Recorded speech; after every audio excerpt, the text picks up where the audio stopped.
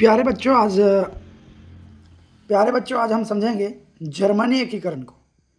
देखिए, जर्मनी एकीकरण को समझने से पहले हम जान लेते हैं कि एकीकरण का मतलब क्या होता है। देखिए यदि आप एकीकरण को दो शब्दों में तोड़ें तो एकी प्लस करण आपको दिखता नजर आएगा।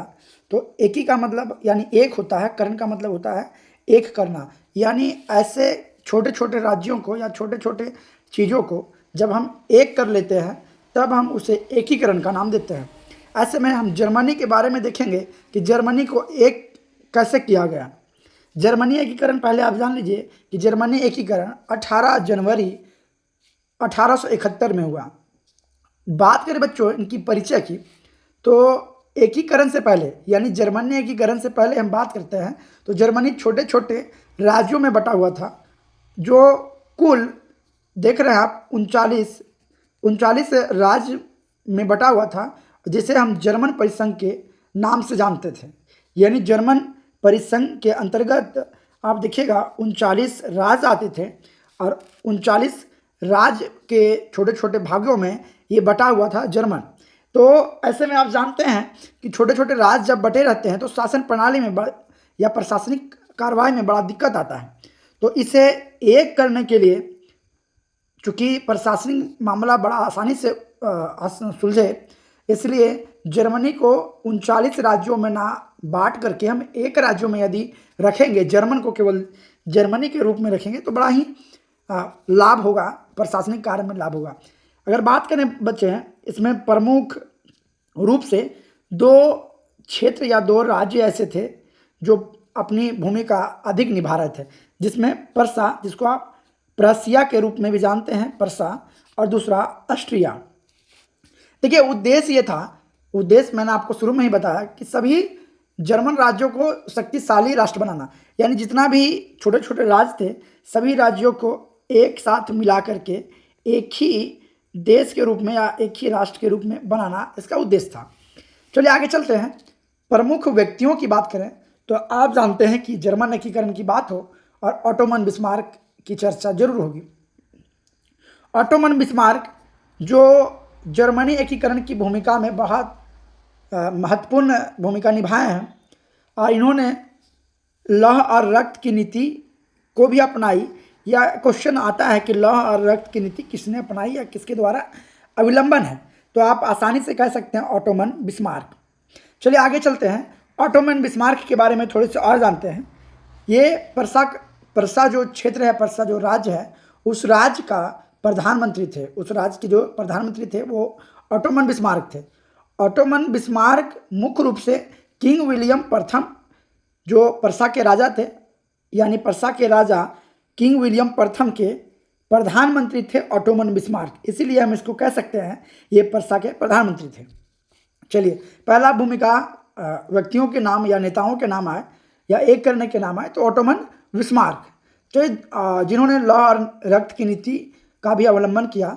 दूसरा आप लोग देखिएगा किंग विलियम प्रथम, जिन्हें पर्सा का राजा तत्कालीन समय में थे, और साथ ही साथ जर्मन एक होने के बाद यानी 1871 के बाद पहली बार इन्हें सम्राट बनाया गया, यानी पहले सम्राट, जर्मनी स्वतंत्र के पहले सम्राट प्रथम विलियम थे, यानी विलियम प्रथम थे। चलिए अगर आगे चलते हैं तो इसमें 3 प्रमुख रूप से लड़ाइयाँ हुई थी, 3 युद्ध आप कह सकते हैं, 3 युद्ध हुआ था। पहला युद्ध आप देखिएगा डेनमार्क युद्ध, ये 1864 ईस्वी में होता है, जिसे प्रशिया और ऑस्ट्रिया दोनों मिलकर लड़ते हैं। आप जानते हैं प्रशिया और ऑस्ट्रिया अभी तक साथ हैं, यानी 1864 तक पर्सा और ऑस्ट्रिया दोनों ने साथ मिलकर डेनमार्क से युद्ध लड़ा और डेनमार्क को हरा दिया।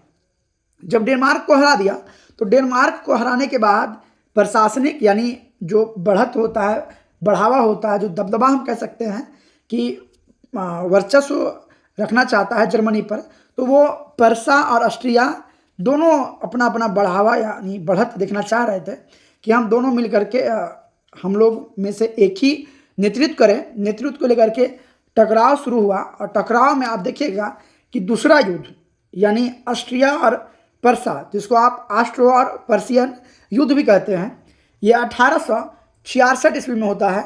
यानी 2 सालों के बाद, 2 साल तक ठीक रहता है। 2 सालों के बाद 1864 में आप लोगों ने देखा डेनमार्क युद्ध होता है।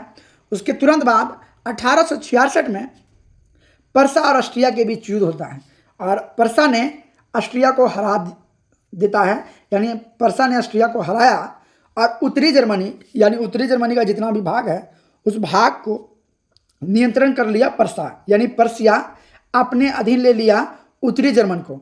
और इसी के साथ ऑस्ट्रिया को जो जर्मन परिसंघ है उससे निकाल दिया गया, यानी उसे बर्खास्त कर दिया गया, क्योंकि वो हार गया था युद्ध में, ऑस्ट्रो पर्सियन के युद्ध में 1866 में जो हुआ। चलिए आगे चलते हैं। एक और युद्ध होता है फ्रैंको पर्सियन, जिसको हम दूसरे शब्द में कह सकते हैं फ्रांस का। देखिए दूसरे शब्द में कहेंगे फ्रांस और पर्सा का युद्ध होता है। तो फ्रांस और पर्सा का युद्ध 1870 से 71 के बीच होता है, यानी ये 1 सालों तक चलता है, 1870 से 71 तक। फ्रांस की हार होती है इस युद्ध में, फ्रांस हार जाता है और पर्सा की जीत हो जाती है। बाद में सभी जर्मन राज्यों को एकजुट कर लेता है पर्सा। इसीलिए हम कह सकते हैं पर्सा का बहुत बड़ा रोल रहता है और इसी के साथ ऑटोमन बिस्मार्क का भी बहुत बड़ा रोल रहता है।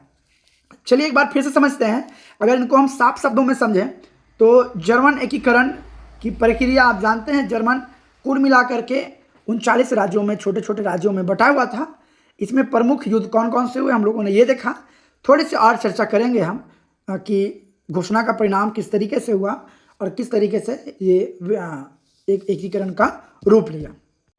देखिए घोषणा यानी एकीकरण की घोषणा आप जानते हैं बाबू कि जैसे फ्रांस के साथ और पर्सिया के साथ, यानी पर्सा के साथ युद्ध होता है, तो युद्ध होने के बाद जब पर्सा जीत जाता है और फ्रांस हार जाता है, तो उसी के साथ जनवरी 1871 में जर्मन एकीकरण की प्रक्रिया समाप्त हो जाती है, यानी पूरी हो जाती है। और स्थान यानी घोषणा करने का स्थान जो था वो आप देखिएगा वर्साय का महल जो फ्रांस में है। साथ ही साथ विलियम प्रथम को जर्मनी का पहला सम्राट घोषित किया गया और ऑटोमन बिस्मार्क को जर्मनी का प्रथम चांसलर बनाया गया। इसी के साथ आप आसानी से समझ सकते हैं जर्मनी एकीकरण।